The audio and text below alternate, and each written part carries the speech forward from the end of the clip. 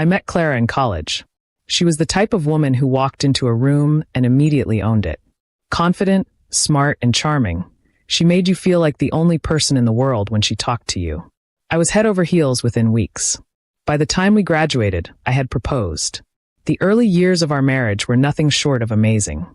We traveled, built careers, and dreamed about a future filled with love and laughter.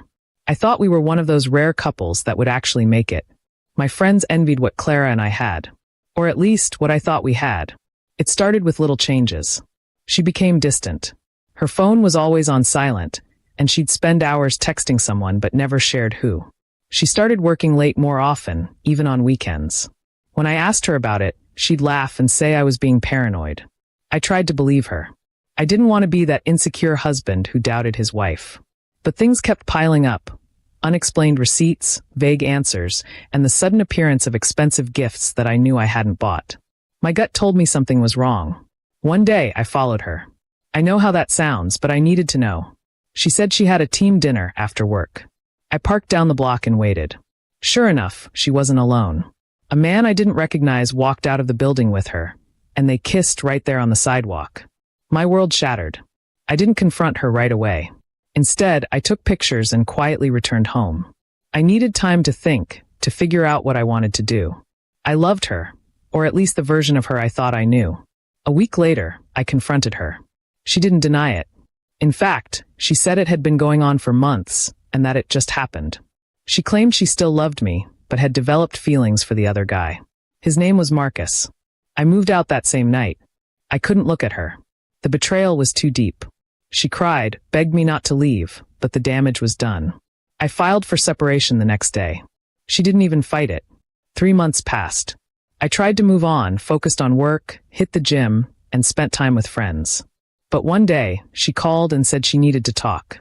Against my better judgment, I agreed to meet her. She looked different, tired, scared, and not like the Clara I remembered. She said she was pregnant. At first, I froze. Then she said the baby was likely Marcus's, not mine. I sat there in disbelief as she explained everything.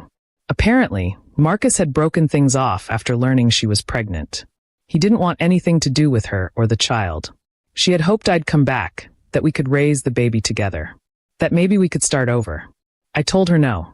I wasn't going to play daddy to another man's child, especially not after being betrayed. I made it very clear that I wanted nothing to do with her or the baby.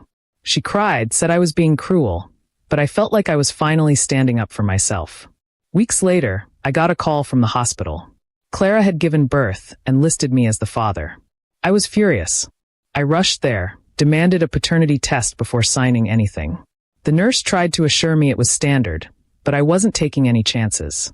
Sure enough, the results came back a week later. The baby wasn't mine. Not even a little. I felt angry, sad, and relieved all at once. It confirmed everything. I returned to the hospital to make sure my name wasn't on any documents. Clara was there. She looked exhausted but hopeful. I told her about the results, that I wouldn't sign the birth certificate. She begged me, said she didn't want the child to grow up without a father. I told her to find Marcus. She admitted she hadn't been able to reach him in months. He'd blocked her on everything. She was on her own and scared. For a moment, I felt a twinge of sympathy. But I reminded myself that she made this bed. Now she had to lie.